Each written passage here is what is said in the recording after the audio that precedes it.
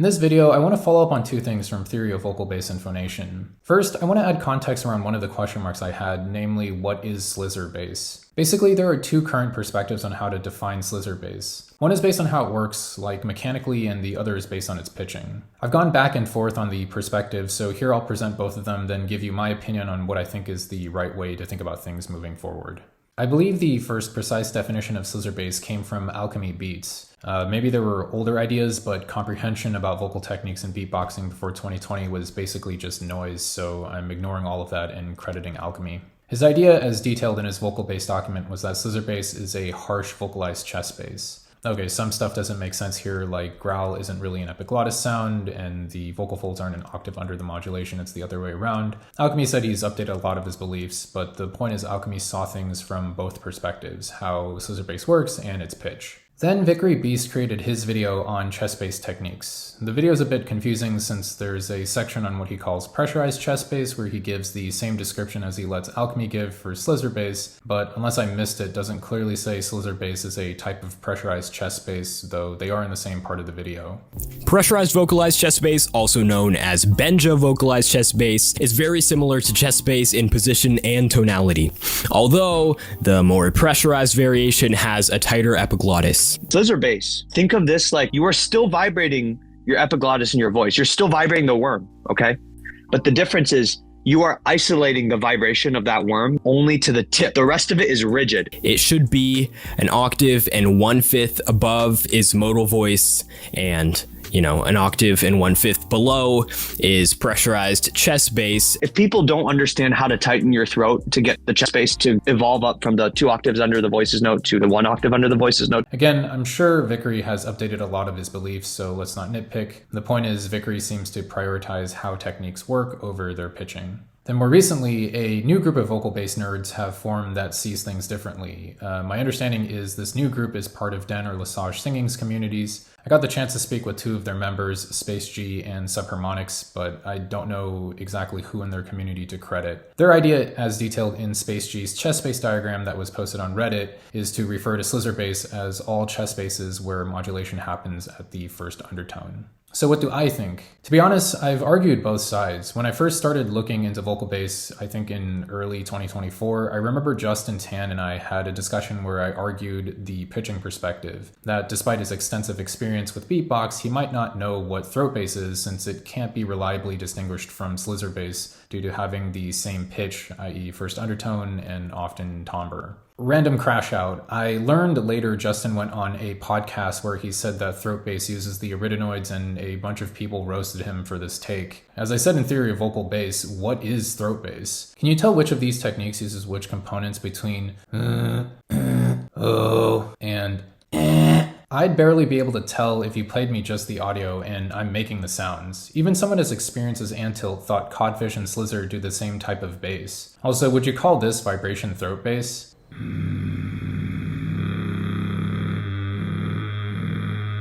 Well, this has arytenoids, so to be consistent, you need to also say throat bass does. Everyone says throat bass is only false folds because some random singers like half a decade ago said so. Just because someone said it first doesn't mean it's right. This is why I said throat bass should really refer to grunt, since grunt, according to scientists, is the rough effect that involves a very inclusive set of components. Many first undertone techniques sound like what we call throat bass, so that inclusivity gives what feels like the right-sized umbrella. Are you really 100% sure Codfish, Big Man, and Wing do throat bass with only false folds when you can't audibly really tell the difference? What if one day Codfish gets scoped and it turns out his arytenoids are active? Would you really be so stupid then to say Codfish isn't doing throat bass over just admitting some random singing teachers got it wrong? I'd even accept using the pitching perspective here and saying throat bass is just all first undertone vocal bass over this senseless marriage to false folds. As someone who actually beatboxes, can do the techniques consistently, at least tried to read the science, and has scoped everything, I'm telling you Justin wasn't necessarily wrong. Techniques don't always have to be mutually exclusive. Some categories can be supersets, guess most people just have no idea what throat bass actually refers to. Anyways, snap back to reality. Then a few months ago in mid-2025, I debated with Space G and Subharmonics on their community's perspective, this time taking the how side. Unfortunately, that exchange never came to a clear conclusion, so now what? Today, I believe the right way to think about Slizzer bass is closer to how Alchemy had things originally, a mix of the two ideas. To start out, what even is Slizzer bass? I think it's fair to say Slizzer bass should refer to the bass that Slizzer first did and isn't some other technique like uvula bass. Stubborn brain, stubborn brain, stubborn brain, stubborn brain. In 2025, nearly everyone that's familiar with rough effects would say it's some sort of growl or chest bass.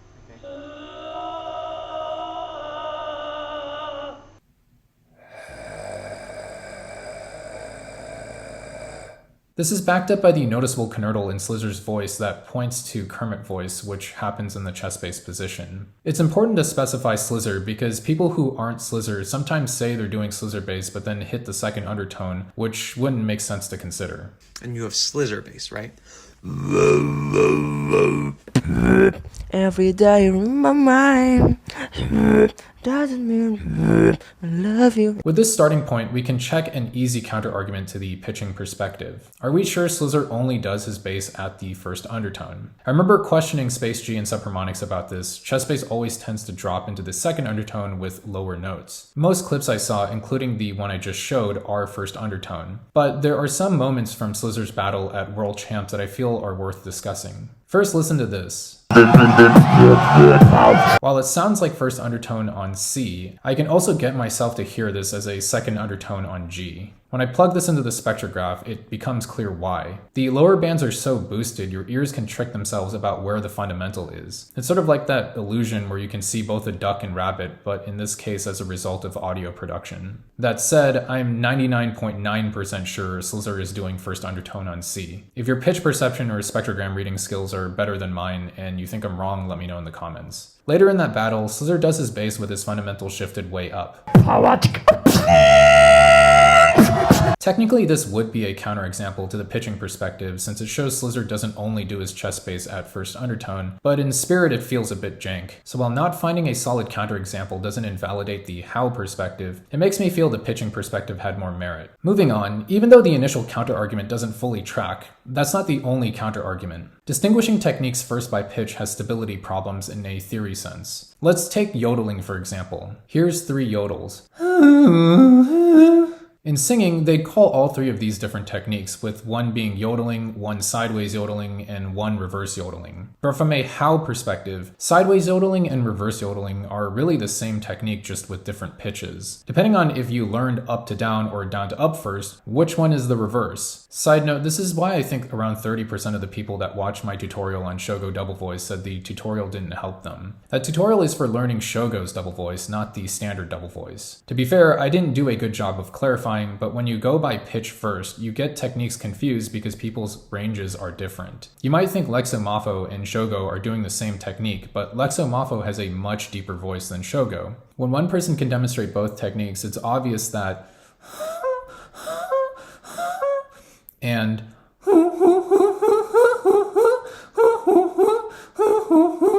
are not the same technique from the how perspective. Going back to Space G's diagram, we can see some of this theoretical instability where a secondary first undertone chest bass called baboon bass is labeled. I don't know who Baboon is and can't find him on YouTube, but if we're talking about loose first undertone chest bass, this comes to mind.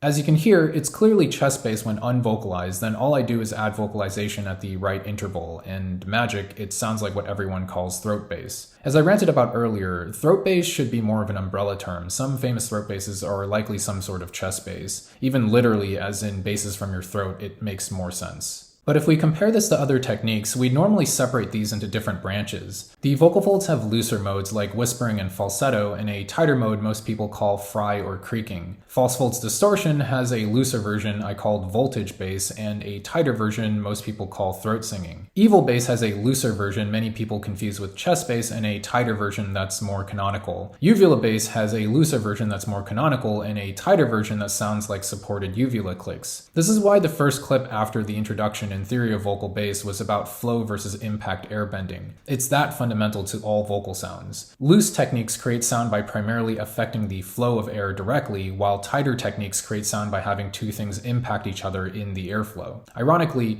Den and Lesage singing's communities already seem to have terms for this. They call the flow techniques rounder and the impact techniques sharper. So being consistent, I don't understand why we'd want to handle chest bass differently. Being fair to Space G's work, the one he uploaded to Reddit isn't the final version. There's a lot of educational potential in this type of format, so I think it's worth staying tuned to what he puts out next. In theory of vocal bass, I try to substantiate the idea that Slizzer bass is the impact version of chest bass. You can see there's more medial aridinoid compression similar to evil bass. And I think this compression explains why Slizzer bass tends to be brighter than normal looser chest bass and commonly gets confused with evil bass. Okay, but it sounds like you're just arguing the how side. Why are we even talking about the pitching perspective anymore? The thing is, only going by how also has problems. Going back to Alchemy's document and Vickery's video, we can see they struggle with or just talk around explaining Benja bass and Griff bass. Also, I guess there's technically a non-vocalized Benja bass or pressurized chest bass. Though it probably won't sound too good, it'll sound a little bit like you're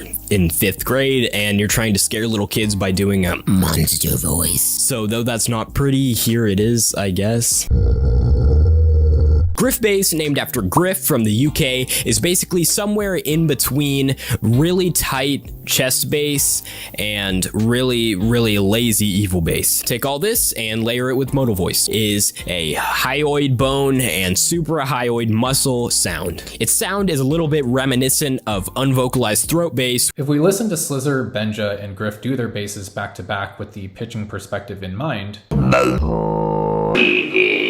controlling for differences in shaping, we can hear how similar the modulations sound, with Benja hitting lower undertones than Slizzer and Griff bass sounding a lot more forced than both Benja and Slizzer's basses. I recall Space G and Subharmonics also agreeing with this in our Discord chat. Regarding Benja bass, Benja himself explains things this way, that his bass is just Slizzer bass but lower. So what I did was using the high pitch throat bass. Used a lot by Slizzer. Because if you learn this high-pitched throat bass, which is technically a chest bass with a high-pitched sound, as you can see the vibration is exactly the same. So sometimes when you're trying to do throat bass, you'll automatically pick up that type of chest bass that I'm using.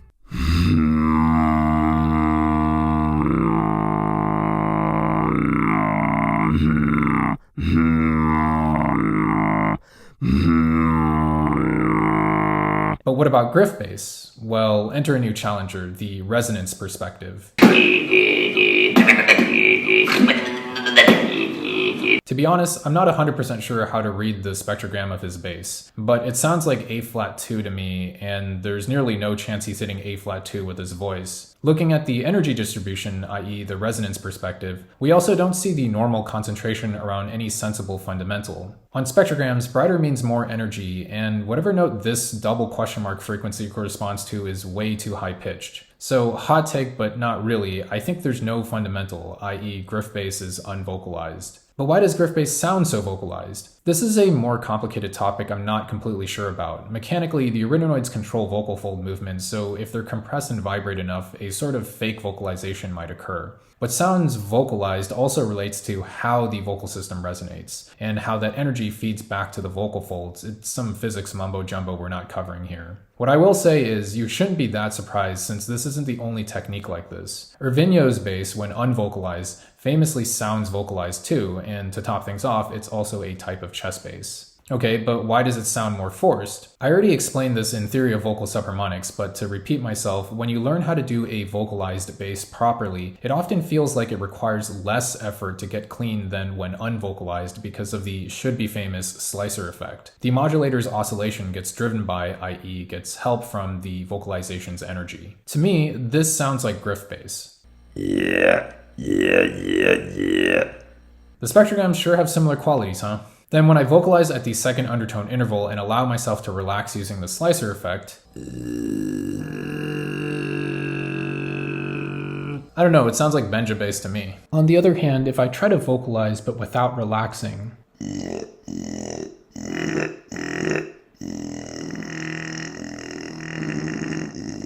to Despite my voice getting wrecked by the modulation, we can see the common fundamental band highlighting during vocalized moments, unlike in Griff's spectrogram, supporting my guess that his bass is originally unvocalized. And you can probably guess what I'm about to say. I'm just doing what I called unvocalized Slizzer bass in theory of vocal bass with a lot of compression. I even went to the trouble of filming behind the epiglottis, and you can see it just looks like chest bass but more compressed.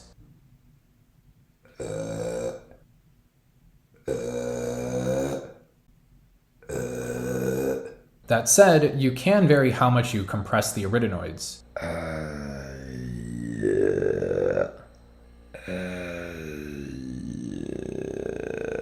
There seems to be a threshold where the bands suddenly smear, as per my hypothesis about this bass possibly having arytenoid rattle from theory of vocal bass. Maybe with lower arytenoid compression, we primarily have the chest bass growl action, but after you compress the arytenoids enough, they start impacting each other instead, like in evil bass. Unfortunately, as you just saw when I tried to film behind my epiglottis during execution, my arytenoids were annoyingly obscured. But there is precedence for something similar happening, probably. Most people believe super evil bass is a type of arytenoid rattle. As you can see, when you do super evil bass, the epiglottis gets locked against the pharynx before the back of the tongue seals the resonance bowl.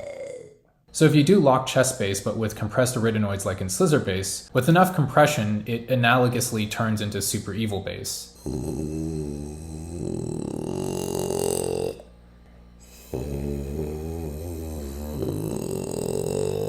Locked chest bass is just chest bass where the epiglottis is locked against the pharynx for those that didn't watch theory of vocal bass properly.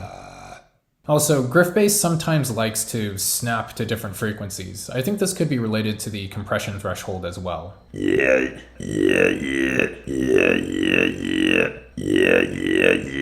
So I guess it depends on how you want to categorize things. You could say Griff bass is the unvocalized version of Slizzer and Benja's basses, but there's varying compressions. The latter definitely feels like it's more compressed. Or you could differentiate unvocalized Slizzer bass from Griff bass based on the compression threshold, and hypothesize that Griff bass is evil bass but with the epiglottis tilted back, similar to how I hypothesized that super evil bass is evil bass but with the epiglottis locked and the resonance bowl sealed. In this scenario, I'd have to relabel this technique. As a side note, I also feel there's more conurtal resonance when the compression is really high. I think this is because the posture starts resembling a more extreme Kermit voice. When we look at Kermit Voice's spectrogram, this is Kermit Voice, we see some lower and higher frequencies get boosted. The lower boost matches the hypothesis I gave on vibration bass previously, but maybe because there's no fundamental now, we don't see this lower boost in Griff bass. While the higher boost matches around where I labeled Griff bass's double question mark frequency earlier. Subharmonics also noticed this higher boost when we chatted previously, so yeah, I think this conurtal hypothesis has merit. In case you're wondering, but wait, doesn't this Kermit Voice observation imply Benja and Bass Ventura do the same bass? You and Mazefrog said Bass Ventura's bass is just Kermit Voice plus chest bass after all. No, Bass Ventura's bass has the normal looser flow chest bass, while Benja's bass has the tighter impact chest bass. They do have similarities. And but you can hear how Benja's bass is a lot brighter. Also, regarding the difference between super evil bass and hard bass, as I hinted at in theory of vocal bass, it's likely just lower frequencies getting boosted more in hard bass. I'm not sure if this is due to tunnel throat or leaning into Kermit Voice posture more, but since we discussed how Kermit Voice boosts frequencies, there's a fun fact for you. Anyways, hopefully it's clear that using the pitching perspective allows us to explain things more cleanly than how Alchemy and Vickery previously did. We figured out what Benja bass is by noticing it just differs from Slizzer bass in undertone pitch, so we shouldn't toss the pitching perspective out the window. I hope you can also see why I stress posture so much in theory of vocal bass. Posture, especially for the epiglottis, determines how your vocal system is shaped when you make a sound. You might call this formants, registers, brightness, or whatever. Ultimately, it's resonance. It's what controls how energy is distributed over the present frequencies. It's what you actually hear. And looking at how energy distributed over the overtone pitches is how we concluded Griff bass isn't vocalized, while thinking about how similar actions can sound different with different postures is how we made the connection between Griff bass and super evil bass. Okay, then putting everything together, this is how I'd organize things if I were helping Space G with his diagram. I'd start with growl, referring to the foundational action where the cuneiforms vibrate, let's say, vertically or roughly perpendicular to the epiglottis. From there, I'd have two unvocalized techniques branch off. A looser growl I'd label chest bass, and a tighter growl I'd label unvocalized Slizzer bass. You could also call it less compressed griff bass. From chest bass, I'd have baboon bass, or vocalized chest bass with first undertone modulation branch off. And from unvocalized Slizzer bass, I'd have Slizzer bass branch off analogously.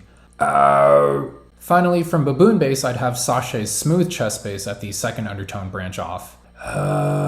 While from Slizzer bass, I'd have Benja bass at the second undertone branch off. Hopefully this helps you understand Slizzer bass and maybe even how to think about organizing sounds better. It definitely helped me. Unlike in theory of vocal bass, where I lumped a lot of techniques together based on how they're done, after all this research, I feel there is value in the granularity the pitching perspective provides to reduce confusions like between Slizzer and Benja bass. Every vocal sound, maybe even every sound in beatbox, is just a combination of action, pitch, and resonance. So to really understand everything, I do think you need to utilize perspectives corresponding to all three. The second thing I want to address in this video is quite a few people have asked me about creating a laryngoscopy guide, and that guide is out now. I've pinned a link to it in my Discord server in #music. The reason I'm putting it there in a Google Doc instead of as a video on YouTube is because I want to roughly filter out people who are approaching things so carelessly they can't be bothered to read. And releasing it on my Discord server means you'll at least know where you can find other people who are trying to do this at home in case you want to ask for help. But Kindred, what if someone copies that document or makes a video of it? Then it's not my responsibility anymore. I'm not trying to hide my process. This is more about the consideration I think I owe when sharing ideas. Someone may eventually try to replicate footage from my video without paying proper attention and significantly injure themselves in one way or another. If that happens, I want to feel I've done my best to make sure that's their mistake and not mine. With that said, thanks for watching and see you in the next one.